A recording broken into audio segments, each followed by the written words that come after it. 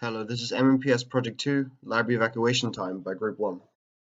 In this project, the problem is, the University of Birmingham has recently opened its new library. As with any building, safety is a priority, and as such, you are tasked with constructing a model to determine the emergency evacuation times for the library. We define evacuation time to be from when the alarm goes off to when the last person leaves the building. These are the building designs from the architect.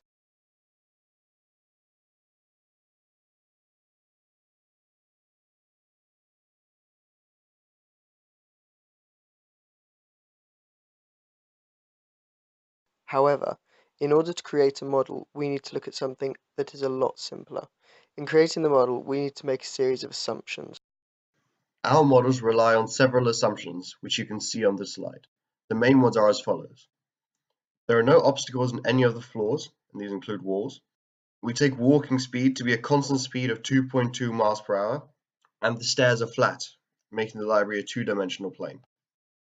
Our first model strips the problem down to the basic question of how long it would take a single person to cover the distance from the furthest point to the exit, travelling at a constant speed. We've taken the person to be at a point in the back corner of the fourth floor, which is represented by the dot in the diagram.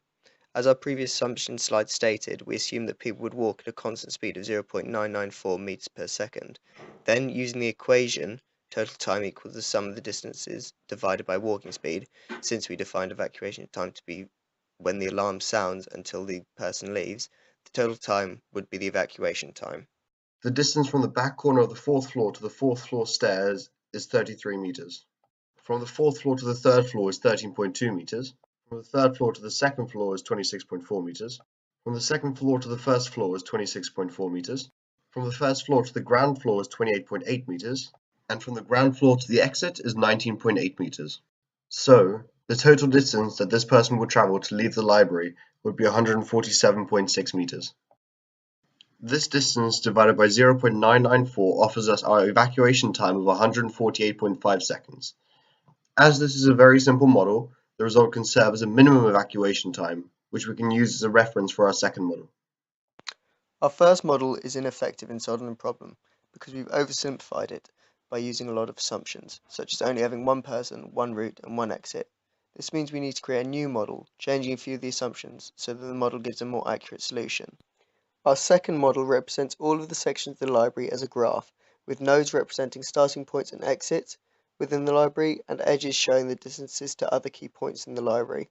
Then, taking each starting point and each floor, and calculating the distances to the nearest exit, we found the route that covers the largest distance.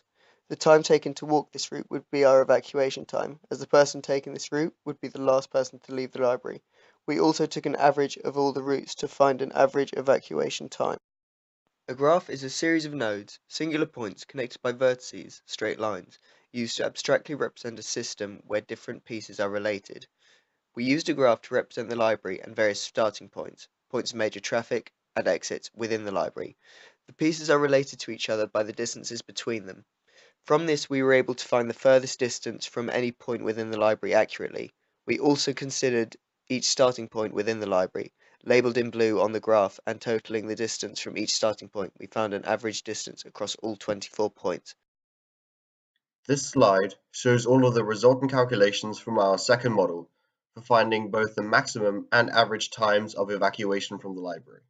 We calculated our average evacuation time to be 69.27 seconds, and our maximum evacuation time, which by our definition is also the total evacuation time, to be 177.53 seconds.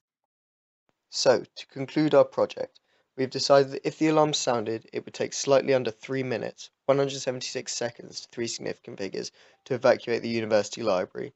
This is an underestimation, as although Model 2 is an improvement on Model 1, we have not included the possibility of bottlenecking, where the exits/stairs become overcrowded so the flow of people comes to a standstill. We've also not thought about the fact that some people will not know the nearest exit, and therefore will not follow the most efficient route. These factors all mean that our model is an underestimation, and we would need to include these if we were to extend our model further. This slide includes the references used in our project. Thank you for watching.